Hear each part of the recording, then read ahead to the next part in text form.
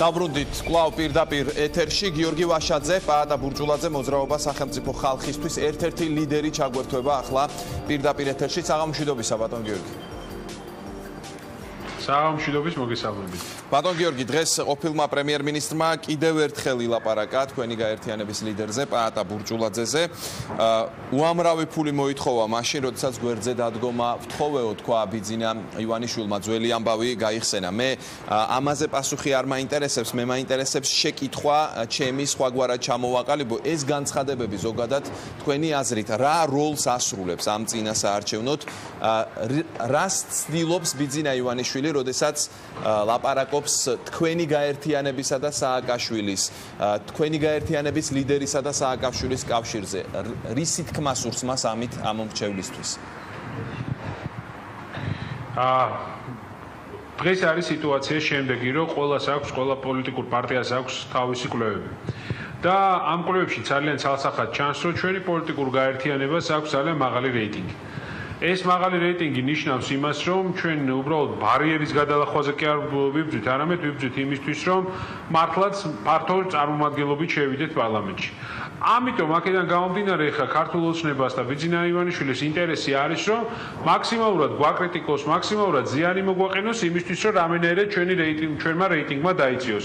ამისთვის იყენებენ ძალიან ბევრ ადამიანებს, რომლებიც შეიძლება ჩანერგილები არიან ჩვენს ინფრასტრუქტურაში და რაღაც განცხადების აკეთებენ ისეთივე აბსურდულს, როგორც დღეს მაგალითად კაჭრეთის რაღაც ჯგუფმა გააკეთა განცხადება, ხო, რომლებიც თურმე საერთოდ პარტიიდან წასულები იყვნენ, არც იყვნენ ჩვენ პოლიტიკურ გაერთიანებაში და გადავიდნენ ქართულ ოცნებაში. ძალიან კარგად ჩანს, ვისი ხელია და ვისი ინტერესია ეს ყველაფერი. დღეს თავარი პრობლემა, რომელიც ქართულ ოცნებას უდგას, არის ის, რომ საკუთარი უუნარობით, საკუთარი უპასუხისმგებლობით, დაპირებების შეუსრულებლობით მიიყვანა საქმე იქამდე, რომ ხარდაჭერს ვეღარ პოულობს. 30, 32, 34%, რასაც საკუთარ რეიტინგებში აჩვენებს, ეს არის საოცარ შემთხვევაში, ყველაზე უკეთეს შემთხვევაში, რომ მიიღოს ხმები. სად მიდის დანარჩენი ხმები? ჯერ კიდევ 40-50% არ აფიქსირებს საკუთარ არჩევანს. ჩვენი პოლიტიკური გაერთიანების ხარდაჭერა არის 10-დან 15%-მდე ბაზისური ხარდაჭერა, რომელიც მერყეობს და ის ადამიანები, ვინც არ აფიქსირებენ დღეს ხარდაჭერას, მიდრეკილები არიან იქეთ, რომ გააკეთონ ახალი არჩევანი. ხელში ამოვიდათ ქართული ოცნებაც და ნაციონალური მოძრაობაც. აი ამაზეა დღეს ახლა საუბარი. ამიტომაც ვისმენთ უამრავ შავპიარს, უამრავ სიბინძურეს ჩვენ გაერთიანებას დაკავშირებით, ჭორაობას პირდაპირ თქვათ, რომ ვინ ვისთან აქვს კავშირი და ვინ საით არის, ხალხმა კი ყველაფერი ძალიან კარგად იცის. აი ახლა ვარ ვაზისუბანში მაგალითად და აქაც საუბარი გვექნება იმაზე, რომ დიახაც გვაქვს ფინანსური პრობლემები. ფინანსური პრობლემები გვაქვს იმიტომ, რომ არ გვყავს ჩვენ ბიძინა ივანიშვილისავით ძალიან ესეთი რა ქვია, მდიდარი დამფინანსებელი, არ გვყავს ჩვენ არც თქვათ ნაციონალური მოძრაობისავით ისეთი დამფინანსებლები, რომლებიც ეხლა ფულს ურიცხავენ ნაციონალურ მოძრაობას და აძლევენ. ჩვენ ვცდილობთ, რომ ადგილობრივი რესურსები, ჩვენი ახლობლებით მეგობრები, ჩვენი რესურსებით ფინანსები მოვიძიოთ მაქსიმალურად, რომ საარჩევნო კამპანია ბოლომდე მივიყვანოთ და გავიმარჯვოთ 8 ოქტომბრის არჩევნებში. ამასაც ვირდები, რომ აუცილებლად გავაკეთოთ. აი ეს არის გამოწვევი მიზეზი. შიში იმის, რომ ჩვენ ძალიან მაღალი რეიტინგი გვაქვს. იქნებ ბიძინა ივანიშვილი თქვენში ხედავს რესურსს, არა იმისა, რაც ახლა თქვენ თქვით, არამედ იმის, რომ ნაციონალურ მოძრაობას წაართვათ ხმები და ნაციონალური მოძრაობა დაასუსტოს თქვენი საშუალებით. იქნებ ამ გეგმის ნაწილია ეს განცხადებები, რომელსაც ის აკეთებს, როდესაც მას უკეთებს ნაციონალურ მოძრაობასთან გაერთიანებას. ხო ეს თემა არის შემდეგი რა. მესმის ასეთი შეფასებები პირველი მისი განცხადების შემდეგ. მაგრამ ეხლა უკვე სამსაფეხურიანი შეთქმულების თეორიების ხალხს არ ისმის და არავის არ შეერა რა. რომ იქ რაღაცა იმიტომ ამბობს, რომ ვიღაცა მიხვდეს, რომ პირიქით ფიქრობს და უნდა რომ ამით რაღაც გა. ნუ ეხლა ეს ამ ხელა შეთქმულების თეორიები არჩევნებში არ მუშაობს. ელემენტარულად არ მუშაობს. ძალიან მარტივი მიზანია. მისი მიზანია დაგვასუსტოს მაქსიმალურად, რომ არ მივიღოთ, რომ ჩვენი რეიტინგის უпростоრად ჩვენი რეიტინგის ზრდა შეასრულოს, შეაჩეროს. მოდით ნახოთ რაზე დგას ჩვენი რეიტინგი. პირველი დიახაც პაატა ბურჯულაძე, რომელსაც აქვს ნდობა საზოგადოების მხრიდან, თუმცა ყველა კვლევა ასევე აჩვენებდა, რომ ქონდა გარკვეული პრობლემები პროფესიონალიზმის თვალსაზრისით.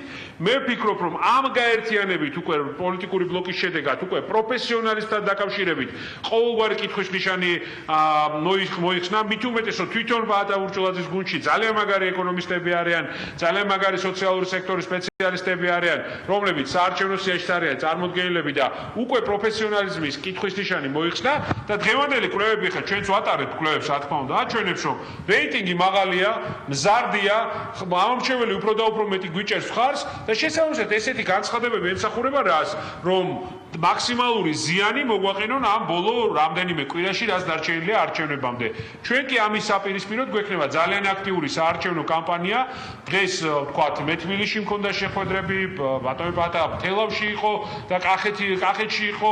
აი ესე დავდივართ სულ ყველგან აბსოლუტურად უფრო და უფრო გავაინტენსიურებთ, გვექნება დიდი შეხვედრებიც, საშუალო ზომის კარდაკარვილით, იმისთვის რომ ხალხს აუხსნათ, რომ მე მგონი დრო მოვიდა, რომ სულად ახალი არჩევანი გაკეთდეს და ქართული ოცნებას და ნაციონალურ მოძრაობას ორივე ჩავაბაროთ. კიდევ ერთი შეკითხვა მინდა რომ მოვასწროთ, აი როდესაც კოალიციაზე იყო ლაპარაკი თქვენი პარტიიდან, თქვენი გაერთიანებიდან, ბლოკიდან გარკვეული განცხადებები იყო, შემდეგ განმარტებები მოყვა ამ ყველაფერს თავად ბლოკიდან და პოზიცია ჩამოყალიბდა ასე, რომ თქვენ არაპირებთ ოცნებასთან კოალიციის შექმნას.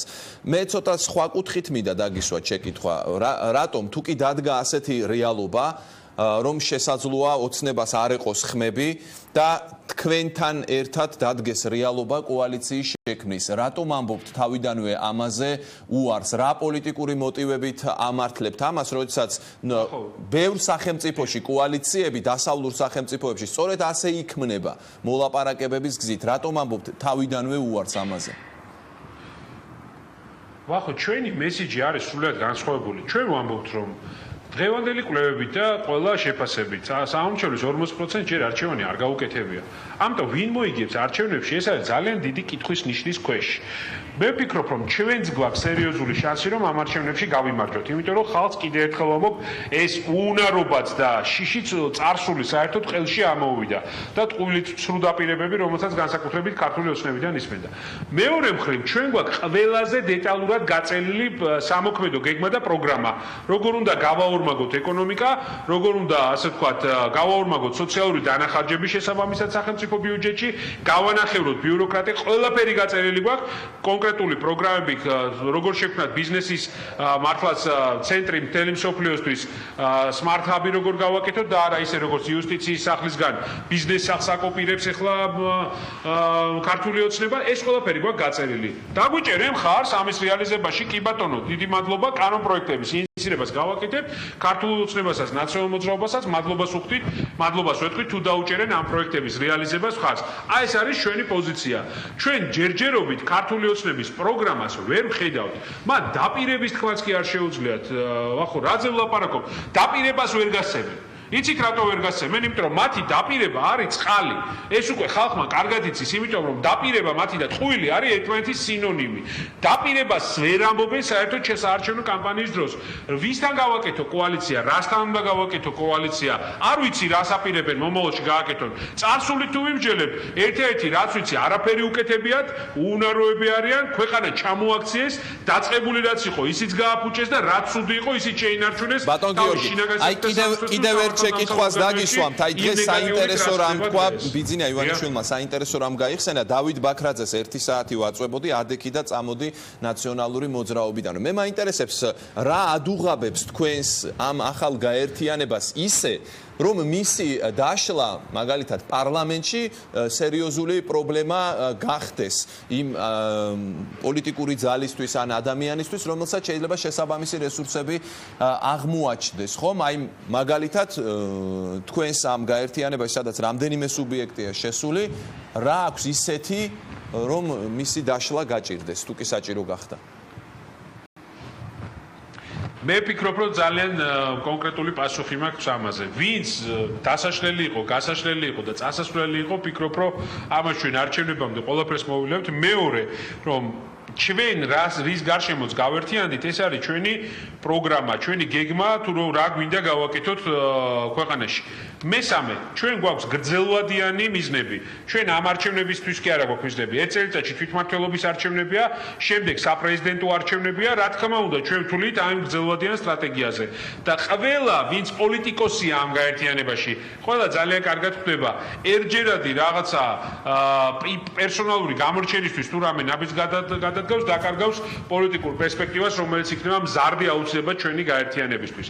აი ეს არის და ეს. აი ეს გვაერთიანებს ჩვენ გვაერთიანებს საქმის კეთება და მართლა გულწრფელი დამოკიდებულება იმ პრობლემების მიმართ, რაც დღეს ქვეყანაშია და რაც ხალხს აწუხებს. ამიტომაც ვფიქრობ, რომ ძალიან რთული იქნება ამის დაშლა და რაც შეეხება საარჩევნო სიასაც, ერთ-ერთი კრიტერიუმი, რის მიხედვითაც იქნა საარჩევნო სია შერჩეული, ეს არის ადამიანები, რომელზე ზეგავლენის და წნეხის და ასე ვთქვათ, გავლენების მოხდენა იქნება შეუძლებელი, რომ გუნდი, რომელიც შევა პარლამენტში, იყოს ძლიერი და იყოს მართლაც საქმიანი და ერთიანი. თუმცა ვინც არ არის ახლა თქვენს სიაში, ხათუნა ლაგაზიძე ძალიან მკაცრი კრიტიკით გამოდის პაატა ბურჭულაძის მიმართაც პირადად და მასზე ამბობს, რომ პარტია გაყიდა და ასე შემდეგ და შემდეგ.